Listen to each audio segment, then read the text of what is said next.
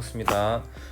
중등 양육교재 해설을 맡은 이승재입니다. 오늘은 우리 양육교재 사도신경 5강을 같이 살펴보도록 하겠습니다. 5강은 나는 그의 유일하신 아들 우리 주 예수 그리스도를 믿습니다 라는 고백의 두 번째 부분이 되겠는데요. 우리가 4강에서는 예수라는 이름과 그리스도라는 이름의 뜻에 대해서 살펴보았고, 5강에서는 예수님은 나의 주님이시다, 주라는 고백과 그의 유일하신 아들이시다 라는 이 두 가지를 우리가 한번 살펴보도록 하겠습니다. 예수님의 이름을 크게 네 가지로 설명하는데, 예수와 그리스도는 4강에서 살펴보았고, 5강에서는 그의 유일하신 아들 그리고 주, 이렇게 두 가지를 살펴보도록 하겠습니다. 마음을 열며 보시면 이렇게 주, 예수님이 나의 주님이시다 라는 고백과 연관된 활동인데요. 우리 통영의 이미선 선생님께서 중국어 선생님이셔가지고 이렇게 한자와 관련된 활동으로 아이디어를 주셨어요. 임금주, 주인주라는 한자인데 주인이라는 뜻을 가진 한자죠. 이 한자는 원래 이제 촛대를 그린 상형 문자인데 촛대 위에 심지가 그려져 있는 그런 모습이라는 겁니다. 이게 주인이라는 것은 내 마음의 중심, 내 마음의 심지에 누가 있느냐, 그게 그 사람의 주인이라는 거죠. 그래서 질문하는 겁니다. 여러분의 중심에 자리 잡아 불을 밝히고 있는 주인은 누구입니까? 여러분의 주인은 누구입니까? 여러분의 마음의 중심에 있는 주인은 누구이냐? 당연히 이제 사도신경의 결론은 우리의 주인은 예수님이시다라고 우리가 고백을 해야 된다는 거죠. 그럼 우리의 진정한 주인, 우리의 참 주인은 예수 그리스도이셔야 하는데, 그 진정한 주인을 모시는데 방해가 되는 것은 무엇이냐, 이런 것들 우리가 한번 나눠보자는 거죠. 주인의 의미가 무엇인지 이해하고 주인 역할을 하고 있는 것이 무엇인지 나눌 수 있도록 합니다. 또 예수님을 진정한 주인으로 모시기 위해서 정비해야 할 부분을 좀 이렇게 나누고 정리하면서 예수님이 우리의 주인이시구나 라는 고백을 오늘 배울 것임을 좀 안내해 주시면 좋겠습니다. 알무로 넘어가겠습니다. 알무로 1번, 일단 유일하신 아들부터 먼저 살핍니다. 예수님이 하나님의 유일하신 아들이라는 것의 의미는 무엇인가요? 우리가 옛날에 이제 독생자 이런 말을 썼는데 그냥 아들이 아니라 그의 유일하신 아들, 이 말이 중요하다는 거죠. 유일하신 아들이라는 말은 뭐 독생자, 외동아들 이런 의미가 아니라 예수님과 하나님 아버지의 유일하고 특별한 그 관계를 의미한다는 말이죠. 첫째, 예수님께서 하나님 아버지와 영원전부터 유일하고 독특한 관계를 누리고 계시는 분이다.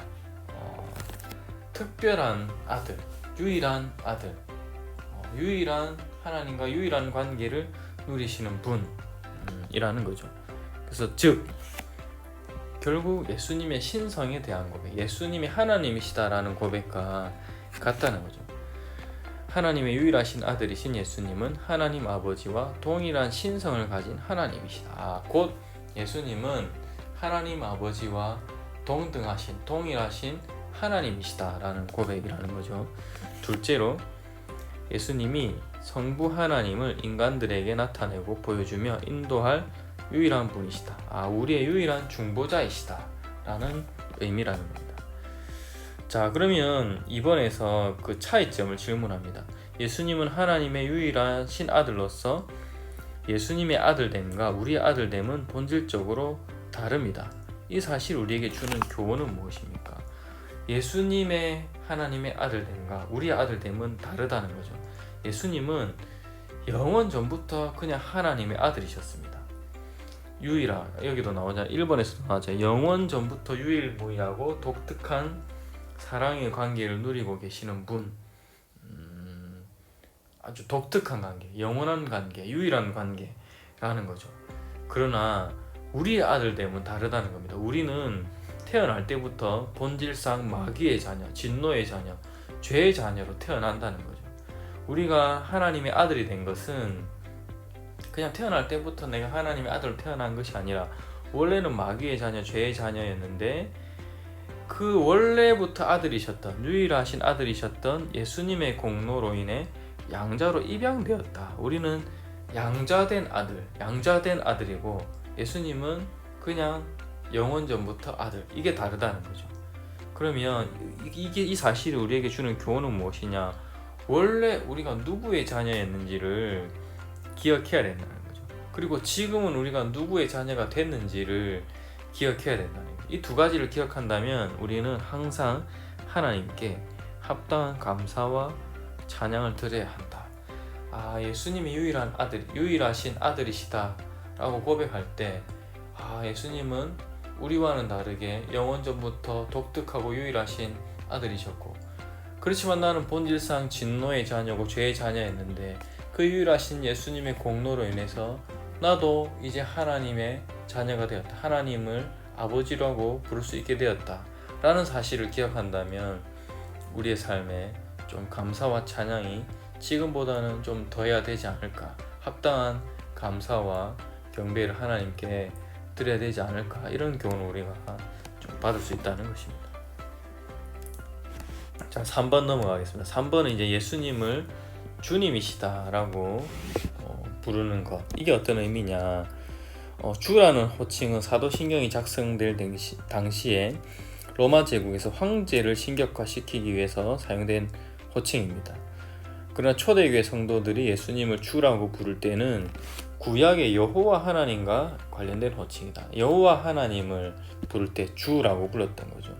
히브리어로 기록된 성경을 헬라어로 번역할 때 우리가 보통 이제 70인역이라고 하는데, 이때 이제 여호와라는 단어를 직접 쓰기가 그래가지고 너무 이렇게 경외해가지고 두려워해가지고 전부 주를 뜻하는 퀴리오스라는 단어로 바꿔서 번역을 했습니다.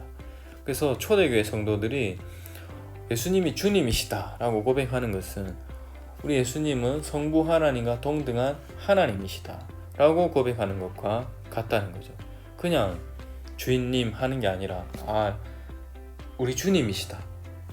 여기 보면 요한복음 20장 28절에 보면은 이제 그 도마의 고백이 나오잖아요. 나의 주, 나의 하나님이십니다. 이렇게 고백을 하는 건데, 나의 주, 나의 하나님 이렇게 하잖아요. 주님이다 라고 고백하는 것은 하나님이십니다.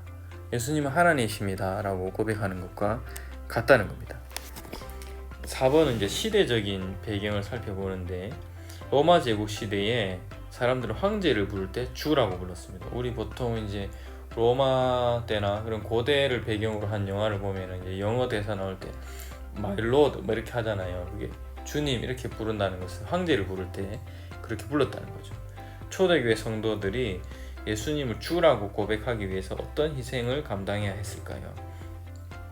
해설을 보시면 사도신경 작성 당시 초대교회 성도들은 끊임없이 황제가 주님이시다 라는 고백과 싸워야 했다는 겁니다. 수많은 성도들이 황제가 주님임을 거부하다가 죽음을 당했다는 거죠. 한마디로 예수님이 나의 주님이십니다. 예수님이 주님이십니다 라는 고백을 하기 위해서는 목숨을 걸어야 했다는 것입니다. 우리가 너무 쉽게 주님, 주님, 주여, 주여라고 부르지만, 너무 가볍게 그렇게 얘기를 하지만 초대교회 성도들은 주님을 부르기 위해서는 목숨을 걸어야 했다는 것입니다. 그래서 우리가 이 고백을 할 때마다 그런 희생을 생각하면서 조금 더 마음을 다해서 조금 더 우리의 진심을 담아서 우리가 고백을 해야 된다는 거죠. 자, 그럼 이제 어떤 마음을 담아야 되느냐, 5번에서 좀 더 구체적으로 우리가 설명을 할 수가 있습니다. 그럼 우리가 예수님을 주라고 고백할 때 우리는 예수님에 대하여 어떤 존재임을 고백하는 것입니까? 그런 우리는 어떻게 살아가야 할까요? 예수님을 주님이라고 고백을 한다면 당연히 우리는 그 주님의 종이라는 고백인 거죠. 여기 보면 우리가 예수님을 주라고 고백하는 것은 우리는 예수님에 대해서 종임을 고백하는 것입니다. 저는 주님의 종입니다. 근데 종이라고 하면 요즘의 학생들 좀 이제 거부감을 가질 수가 있어요. 왜냐하면 주인과 종의 관계는 오늘날 쉽게 볼 수 있는 관계가 아니죠. 그러나 성경은 분명히 우리를 예수 그리스도의 종으로 가르치고 있습니다. 그리고 예수님께서 이 땅에 계실 때 자신을 하나님의 종으로 여기며 하나님의 구원 사역을 완수하셨습니다. 그리고 성경에 등장하는 수많은 사도들도 예수 그리스도의 종으로 자신을 예수 그리스도의 종으로 여기며 주인이신 예수님이 맡기신 사명들을 위해서 목숨까지 바치며 헌신을 했다는 거죠. 그럼 우리도 오늘날 우리도 예수님을 우리가 주님으로 부르고 믿고 고백한다면 내가 주님의 종입니다 라는 고백, 그리고 그 종된 삶을 살아가야 한다는 것입니다. 그럼 종은 어떻게 살아가는 것이냐? 주인의 뜻에 순종하는 거죠. 우리의 주인이신, 여기 보면 우리의 주인이신 예수님의 뜻이 무엇인지를 분별하고 그러한 뜻을 깨달았다면 그러한 뜻을 살아내기를 주저하지 말아야 한다는 거예요. 밑에 성경 구절을 제가 찾아놨는데요. 나더러 주여 주여 하는 자마다 다 천국에 들어갈 것이 아니요 다만 하늘에 계신 내 아버지의 뜻대로 행하는 자라야 들어가리라. 주여 주여 그냥 입으로만 고백하는 자들이 천국에 들어가는 것이 아니고 주여 주여 고백한다면 그 주인의 뜻대로 행하는 자, 주인의 뜻을 살아내는 자, 실천하는 자들이 참된 종이라는 거죠.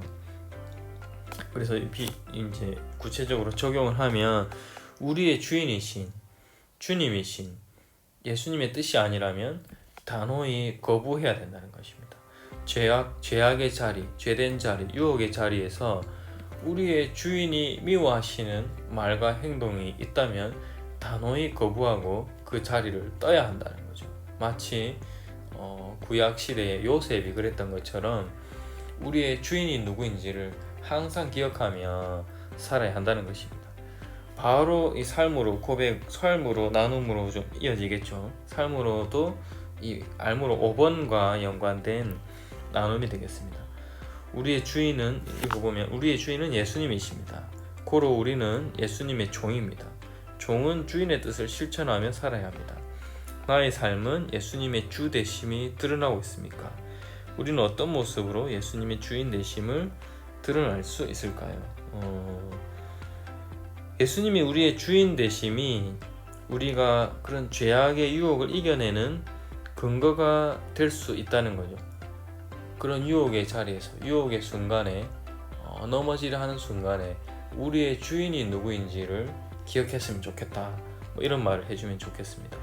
여기 예가 이제 제가 남학교에 있다 보니까 이런 예가 또 자주 등장하는데, 음란한 동영상을 같이 보자는 친구들이 있다고 할 때 우리는 예수님을 주인으로 고백하는 사람들로서 우리 주인은 그런 걸 싫어하시기 때문에, 그런 거를 죄라고 여기시고 그런 걸 미워하시기 때문에, 그런 걸 금하셨기 때문에 단호히 거부하고 그런 자리를 박차고 일어나야 된다라고 우리가 학생들에게 좀 얘기를 해주면 좋겠습니다. 그리고 또 여러 가지를 학생들의 이야기를 들어보고 어떻게 하는 것이 우리의 주인이 예수님이심을 드러낼 것인가, 우리의 삶을 통해 과연 쟤는 자기 마음대로 자기 뜻대로 살아가는 애가 아니구나, 예수님의 뜻대로 살아가는 자구나, 항상 예수님의 뜻이 무엇인지를 살피는 애구나, 우리의 삶이 좀 그런 느낌을, 그런 반응을 줘야 된다는 것이죠. 이렇게 하면 또 5강의 좀 내용들을 잘 살핀 것이 되겠습니다. 저는 또 6강에서 뵙도록 하겠습니다. 수고하셨습니다.